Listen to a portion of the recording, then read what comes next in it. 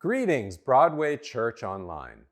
My name is Glenn, and I'd like to welcome you to our sermon. It's already the end of January. Can you believe it? You know what that means. Correct. My birthday is just around the corner. Okay, that might be true, but not what we want to focus on. Spring is also just around the corner. Some of you can't wait, and others want to hold on to winter activities for a bit longer yet. Spring means new birth, new growth, a restart, if you will. I am sensing that many of us need that in our own lives as well. I'd like to repeat something that Gary and others have said a number of times in the past while. It's never too late to make a good start. Or, it's never too late to do the right thing. Or, it's never too late to start doing things better. It's never too early either, by the way. You can start small. Pick an area of your life that needs some new growth and start feeding it what you know it needs. Maybe God has already been speaking to you. Listen and start making some small changes. Go for a walk in the woods and just let the Spirit and the Word speak to you. And then do what they say.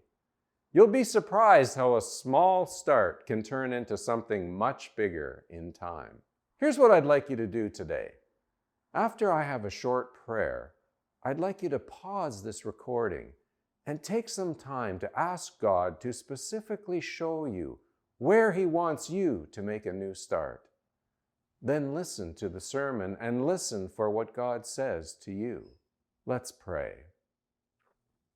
God, speak to us through your word, through your creation, through your Spirit, and through what is being said this morning. Tell each of us what you want us to hear, and may we hear you clearly. Bless your church worldwide, and may we all understand that we are part of your great plan, your great kingdom. Amen. Today we're going to hear from Jon and Bonnie Esau. Jon and Bonnie Esau have been with Multiply, which is our Mennonite Brethren missions agency. They've been with them for 10 years in Thailand. And there's been a few changes, so we've invited Jon and Bonnie to come and speak to us about what they've learned in their ministry, the impact they've had in Thailand, and then the changes that are coming up. So we're excited to hear from Jon and Bonnie. Next week is going to be a communion service, so you might be ready for that at home. And then the week after that, February 13th, we're going to be having a special prayer time in our service for Marcel Ball. He is off finally to Peru to work with Wycliffe Bible translators, and we're very excited to see Marcel go and use his gifts to bring scriptures to people, because we all know and we love having scriptures in our own language. It's how we eat, it's how we drink, it's how we grow to become like Christ, and we're thrilled to see Marcel doing something like this. So pleased to welcome Jon and Bonnie Esau. Hey, thanks, Gary. My name is Bonnie Esau. I'm just pleased to be here with you today. A little bit about myself outside of my family. I actually grew up in a really small town called Hepburn, Saskatchewan. So I'm a prairie girl at heart, but met my husband Jon at Bible College in Saskatchewan, and so very quickly was willing to move out to the West Coast. I was ready to trade the flat land and mosquitoes for the ocean, and moved out to Chilliwack in 2003. And so we've called Chilliwack home for many, many years, but of course have spent the last decade in Thailand serving as long-term missionaries, and have just recently moved back. And so I'm excited to just share a little bit today with you about our journey and explain what has brought us back to Canada. So we were actually back on home assignment last year. Well, I guess I should say 2 years ago now, 2020. And due to the pandemic, we ended up getting stuck here for close to a year actually, and had thought we were just coming back on home assignment and ended up here for 10 months due to the pandemic. And so we saw in that time that our churches in Thailand were actually doing really well in our absence. And it was super encouraging to see. They actually planted another church while we were gone. And we just thought, man, maybe our time is coming to an end. But we were still eager to get back. We still felt like God had said our time was not yet done. And so we headed back to Thailand in January of 2021. And yeah, it didn't take long upon landing to see that our suspicions were very accurate, and the church network that we were affiliated with was doing really, really well. There was a lot of unity amongst our leaders, new church plants happening, just all the things that you can hope for within ministry. And it gave us space to ask God, what's next for our family? And we just felt that He was putting on our hearts North America and to come back to Chilliwack. So we're still piecing together the puzzle of what God has next for our journey, but Jon will actually be transitioning into a new organization as of February 1st. He'll be working as national leader for the Connecting Streams Intercultural Ministry with Power to Change, for those of you that know Campus Crusade. And I will be actually going back to my former field of interior design, doing some consulting on the side and working at Chilliwack Decorating here in town. So if you buy Benjamin Moore paint, you will see me at Benjamin Moore. And so yeah, we're excited for this next season and anticipating good things. We plan to stay very connected to our churches in Thailand. They are family to us. And so whether we're there physically or not, we will be with them in spirit from here on out. And yeah, so we wanted to take the time to thank you, Broadway, for your years of partnership. We knew when we left for the field that we could not do this alone. And we are just so thankful for the ways that you have prayed and given financially and just been behind us as a family. It really has meant more than you even know. So thank you for partnering these last 10 years. All right, so I wanted to take some time today just to share and highlight one of our leaders in particular. Her name is Pastor Air, and this woman has inspired me in just countless ways.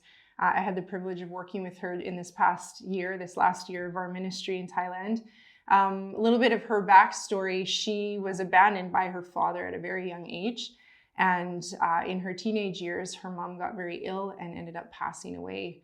And you've probably heard us talk about Pastor Chalum. He is like our key apostolic leader in Northern Thailand. And so he actually took Air under his wing and kind of helped raise her into her adulthood. And she just really had a heart to be a part of God's kingdom building and dedicated herself to going to Bible school for 4 years. And so she graduated in the summer of 2020 and felt that God was putting it on her heart to come and pastor our Chiang Mai church. Our Chiang Mai church is very strategically planted in a slum area of Chiang Mai City on the north end. There are a lot of Khmu people in that area, which is the tribal group that she comes out of. And even though she knew nobody in that area, she felt really compelled to take on pastoring that church. So even though she came not knowing anyone, it was such an incredible transformation that happened so quickly. She spent most of her days in the early days of getting there just loving on the kids of the community. Like I said, it's in a slum, and so there are a lot of kids whose parents are factory workers. And so they're gone from very early in the morning till very late at night. And so these kids are just left to take care of themselves. And so she would go about making breakfast for them before they would go to school in the mornings. And she would have activities waiting for them at the church when they would come back from school. And it got to the point where these kids were just constantly, every extra minute they had, were at the church, knocking on the glass, calling for her. And she just really enveloped them with love. So for us, one of the things that we saw very early on in the field was the danger of always feeling like you've got to prove your value of being on the field. And so there can be a tendency to have to try to prove numbers, like how many people were saved, how many churches were planted, and things that you can calculate. And we felt really convicted early on that we didn't want to have to strive like that. We wanted to ask ourselves, did I love well today? And let that be our gauge for how successful, quote unquote, our ministry was. And so this was something that I saw in Pastor Ayres so quickly, in that she was just loving people day in and day out. And there was one man in particular who I will never forget, stumbled in the back of church one evening. We had just started the service. Pastor Ayres was at the front giving a few announcements. He came in, he was filthy, he reeked of alcohol, and he seemed really, really distracted and distraught. And he started pacing in the back of the church. And I started to feel really uneasy. I wasn't sure if we were in an unsafe situation. I was trying to catch Pastor Ayres' eye to see if she was feeling like things were okay. And before I knew it, he just charged straight down the middle of the aisle and took the microphone from her. And he went on to speak for honestly probably over 10 to 15 minutes. I couldn't understand what he was saying because he was speaking Northern Thai and we learned Central Thai. But then he just abruptly gave the microphone back to her and then stormed out the back of the church. And we were all sitting a little shell-shocked, wondering, what was this all about? And she started to chuckle and she said, that was Uncle Jut. He lives in the community here. He collects cardboard as a way to make money to buy food for himself. And she said, this is a man that is just full of so much anger and addiction. And she said, it was not long ago, he was biking down the street in front of the church one day, and he had his bike all loaded up with cardboard. And he must have just bought groceries, and he hit a pothole, and his bike went flying. All of his groceries went flying. He had bought milk, which is really hard to come by. It's expensive, and it just poured out over the concrete. And she said he lost it. He started kicking things and swearing and screaming and having a full-on adult tantrum in the street. And she said, I looked at him that day and I knew I have to reach this man for Jesus. And so she just started daily acts of kindness towards him. So she would go out and greet him every time he'd bike by. Then eventually she put a small cooler out front that had cold water in it. And she said, Uncle Jut, this is just for you. If you're hot midday, come sit in the shade, have some cold water. And then that turned into regular lunches. He would come and eat with her midday and they would talk. And then it turned into her making him an iced coffee each afternoon before he'd go into the heat of the day to collect cardboard. And the transformation I saw in this man's life was honestly profound. He went from angry and addiction-riddled to completely giving up drinking, cleaned himself up, never missed a Sunday service, and just gave his life over to the Lord in such a beautiful way. And all of this was because Pastor Ayres loved well. And so I hope that each of us looks at who God has placed before us, and rather than trying to calculate how we are successful in our lives, but rather asking ourselves, did I love well today? And so I'm just going to pass it over now to my husband, Jon, who's going to bring God's word. And Yeah, thank you, Bonnie. I wanted to say thank you, Broadway, for caring for us, for supporting us all these years. We knew it was going to take a lot of people coming around this vision to make it happen. And we really appreciate that, Broadway, you were so willing to jump on board with us and engage in partnership with us. And for 10 years, that is no small feat. So thank you. Thank you very much. As we were transitioning away, we thought it was really appropriate to share lessons that we learned from our friends, our Camus friends that were there, that we served alongside. And Bonnie shared some lessons that she gleaned from Ayres. Just a beautiful testimony of faithfulness to love. And I too have some lessons that I want to honor them with.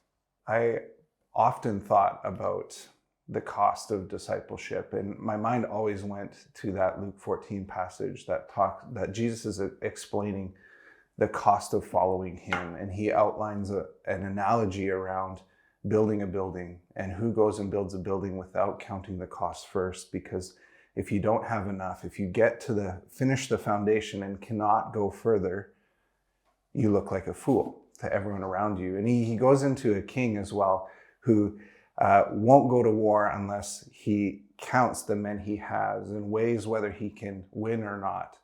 And if he can't, he's going to send an advocate out to negotiate peace. And prior to Thailand, I often would reflect on that passage thinking about, do I want to pay this price or not? Is this a cost I want to incur? And if I don't want to, or I don't feel I can't, I won't even start. And it's so different since serving alongside these guys. They taught us the beauty of sacrificial love and generosity to one another, generosity to the kingdom.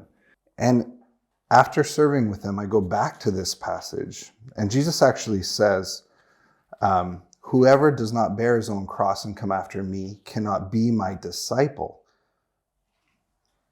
He's not talking about whether you want to do things that are involved in your discipleship, things that are involved in ministry, but this is the very part of following him, being a disciple. And I was already a disciple. And so it's not about counting the cost and seeing if I want to pay it or not. These brothers and sisters taught me, this is the cost I will pay. And it's helpful to count it ahead of time. There's men that came from families who persecuted Shalom's dad severely, kept Shalom's dad from starting a church in that village at the beginning where he grew up. And now the sons of these men are going to plant churches. They're stepping in the face of persecution that's coming from their family. Familial pressure to give up their faith, to stop serving the kingdom. And they know that's a cost of following him. And they gladly step forward into that with sacrifices that they have to make. I think of Uncle Nong. We've talked about Auntie M in the past. This is her husband. Uncle Nong, one day, he went faint and fell over in the bathroom and hit his head on the sink and passed out on the floor of his bathroom. And while he's passed out, he has this vision of his dead ancestors surrounding him as he's laying on the floor. And they're all holding idols, familial idols. And they're compelling him to give up Jesus and take these back. This is what our family does. Take these back, give up Jesus, throw him out. And in this vision, he yells no, and he kicks the idols out of their hands. And so the images of these people in the vision start stomping on him and beating him up. And he comes awake with bruises all over his body. These are the costs that these brothers and sisters are paying to be faithful to Jesus. And it's not about whether they want to incur them or not. It's about, hey, I'm a disciple, I'm following Jesus, and this is what it costs to follow him, and they will gladly step forward in these costs.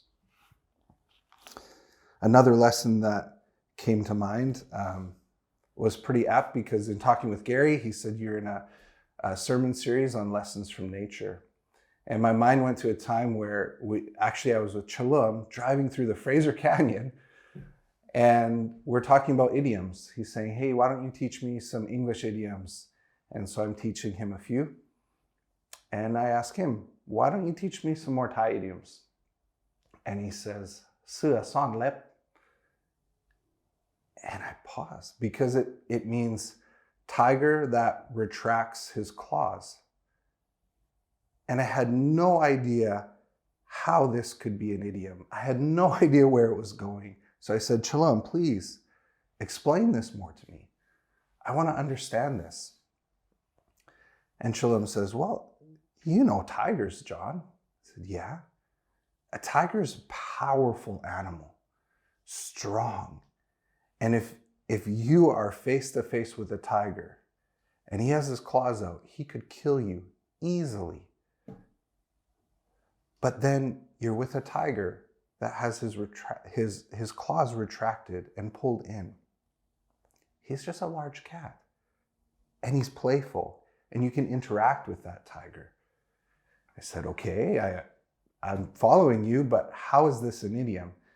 And he said, well, it means a powerful person that you would never suspect. I said, what do you mean? A powerful person that maybe you interact with them, you come across, you walk by them in the street, and you would never assume that they are as powerful as they are. And I said, Shalom, you mean Jesus? He said, what do you mean? Like Jesus. Jesus is the tiger with retracted claws. Because he's the creator. He is powerful. Powerful enough to create everything around us. And yet he's gentle and lowly. This is the image that comes to mind as I think of the brothers and sisters we served with. I think of two men. I think of Uncle Jon and Punkao. Uncle Jon is the man in the green striped shirt. Punkao is the man standing in red with his arm around him. And these two men are just faithful servants of Christ, just powerfully serving the kingdom. But when I was visiting Uncle Jon a year ago in February of 2021, we're sitting and he's sharing his life with me. And he said, hey, Jon, have I ever told you of the first time I met Punkao? I said, no, I've never heard this story. He said, we run into each other in Thailand, maybe 20, 25 years ago. And we're talking about life and where we came from. And Punkao looks at me inquisitively and he says, did you fight in the military in Laos? And Uncle Jon said, yeah, I did. Did you? Yes. So Punkao goes, were you assigned to this valley? It was a specific valley. And Uncle Jon kind of froze a bit, withdrew a bit and said, yeah, I fought there. Did you? And Punkao said, yeah, I have as well. So Uncle Jon said, was it you that called the airstrike on us? And Punkao said, yeah, that was me. Uncle Jon said, we almost caught you. We had you pinned down. We were about to kill you. And you called that airstrike in and we fled. These two men that were trying to kill each other in war end up serving alongside each other in the kingdom. They're both church planters. Punkao is a powerful apostle that's calling leaders to step out in boldness, to do even more in ministry. Uncle Jon is faithfully serving in his church. He went from janitor of his church to pastor of his church. These are men that love the kingdom, but they know the price that it costs to serve their country. But now they've abandoned all of that and put their whole allegiance over to the kingdom. And so they gladly pay any price to serve the kingdom and to serve God. They're men that are powerful, full of the Spirit, yet they're gentle and they're lowly and they're humble. They're patient and quiet. We laugh, we joke. This is the beautiful image of who Christ is. A lion but a lamb, powerful but gentle. And as these men leaned into being transformed into Christ's image, that's who they became. And it was a beautiful lesson to then step forward as well and engage in letting Christ transform me in the same way. I think of Shalom's dad. He's a tiger with retracted claws, a gentle, quiet man. He's deaf, so you try and talk to him, and Shalom's mom jokes, why are you even talking with him? He can't hear you. But he's just so cute and gentle. You want to be with him. And everyone overlooks him because he's gentle and quiet and lowly. But this is a man that has planted 2 churches amid severe persecution. He has been faithful his entire life because he has the power of the Spirit within him, compelling him to push past, continue to be faithful. These are the people that we had the honor to serve with for 10 years and the honor to be discipled by and learn from, and we will dearly miss them. And so that's the lesson from nature, that Jesus is the tiger with retracted claws, our powerful creator that gently walks with us and loves us. So thank you, Broadway, for walking with us for 10 years. As Bonnie mentioned, we are transitioning back to Canada. God compelled our hearts to come back to serve the Canadian church. We weren't sure exactly what that would look like. We heard clearly the calling to transition out, but sat with Jesus longer for several months, open, waiting, praying to see, God, what are you leading us to next then? And he brought us across, as Bonnie mentioned, an organization, a ministry called Connecting Streams. And this is a ministry under Power to Change that wants to equip, empower, mobilize the local church in Canada to minister among vulnerable people groups. And there's 7 streams: inner city, addiction recovery, widow to widow, prison ministry, senior care, gap year students, and intercultural. And so my role is to walk alongside that intercultural stream and give some leadership to the teams across Canada, call them to collaboration, and keep mobilizing and encouraging the church to engage in ministry with intercultural people groups in their communities. Because often we have immigrants and refugees coming into these communities that are in a very vulnerable place. And what better picture can we have than the church wanting to step in through a posture of love to care and love these people. And so my hope is that the church is risen to be the fullness of the church and to see the people around them that need Christ's love. And so that's what we will be engaging with in this next season of ministry. Thank you.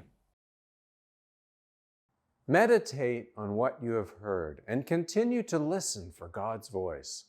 When you hear it, begin to obey it. Feel the joy and excitement of new growth, of being part of God's great plan. See you next week.